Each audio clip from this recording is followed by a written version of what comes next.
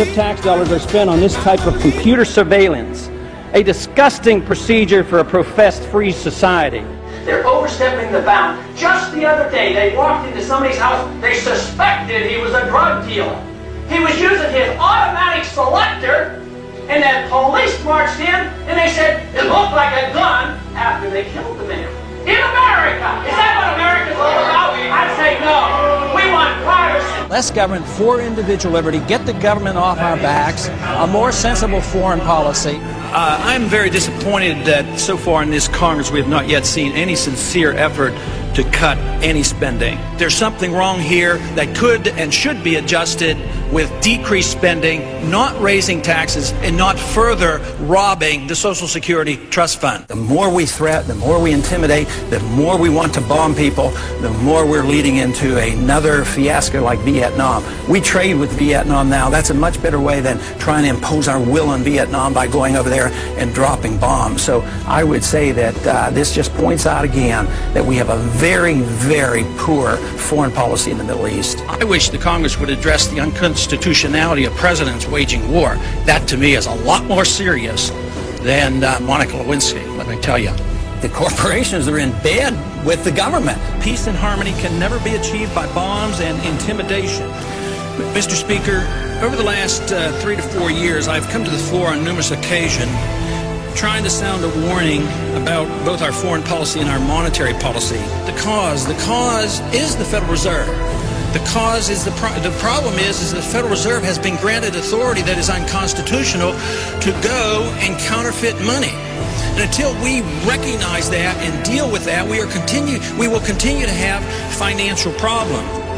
The Federal Reserve credit created during the last 8 months has not stimulated economic growth in technology or the industrial section, but a lot of it ended up in the expanding real estate bubble.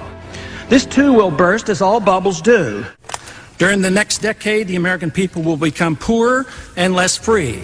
I do not see any reason whatsoever to take young men and young women and send them 6,000 miles off to a land to attack a country that has not committed any aggression against this country. War is not popular. People get killed and body bags end up coming back. I don't want anybody's legs shot off for some reason that is not justified, and it's not a declared war. I think that should be the litmus test of everybody in this country and everybody over on the Hill too. If this war is worth fighting, are you willing to go and lose your legs, lose your life, or send your kids or send your grandkids? Will our country become freer, richer, safer, and more peaceful? Or will we continue to suffer from lost civil liberties, a stagnant economy, terrorist threats, and an expanding war in the Middle East and Central Asia?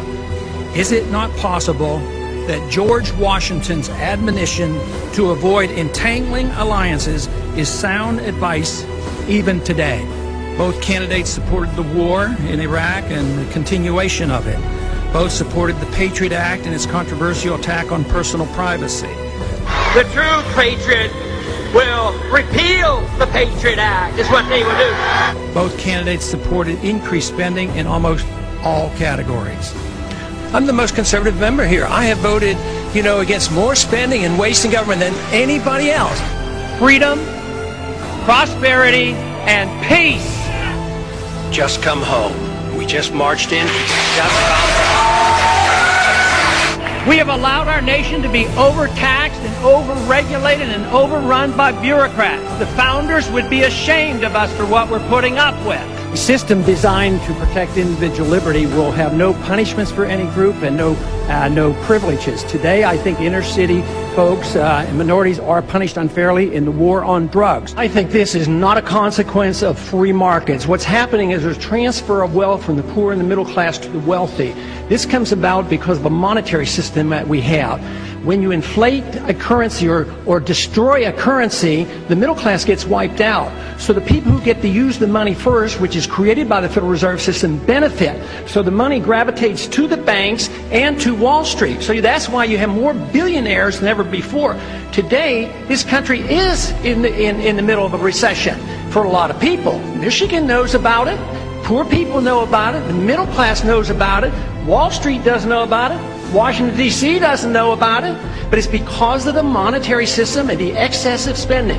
As long as we live beyond our means, we are destined to live beneath our means, and we have lived beyond our means because we are financing a foreign policy that is so extravagant and beyond what we can control, as well as the spending here at home, and we're depending on the creation of money out of thin air, which is nothing more than debasement of the currency. It's counterfeit, and it is a natural, predictable consequence that you're going to have people benefit from it and other people suffer. So if you want a healthy economy, you have to study monetary theory and figure out why it is that we're suffering, and everybody doesn't suffer equally or this wouldn't be so bad. It's always the poor people, those on retired incomes, that suffer the most. But the politicians and those who get to use the money first, like the military-industrial complex, they make a lot of money and they benefit from it. It is our job to check up and find what the Federal Reserve has done, audit them, and find out who their buddies are that they're taking care of. It's trillions of dollars we're spending on these wars.